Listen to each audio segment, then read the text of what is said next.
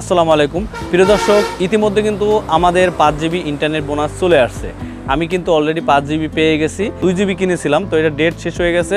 দেন এর জন্য আমারে 5 জিবি ইন্টারনেট বোনাস দিয়েছে, কিন্তু অন্যান্য সিমে আমার আসেনি, কারণ আমি অন্যান্য সিমে ডাটা কিনিনি।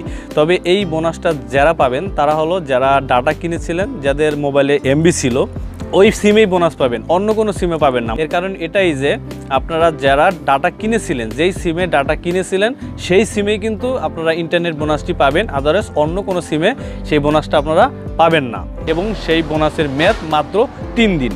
ঠিক আছে, মাত্র 3 দিন। এই বিষয়টা আমার কাছে খুব খারাপ লাগছে, বা 1 সপ্তাহ দিলেও মোটামুটি চলা যেত।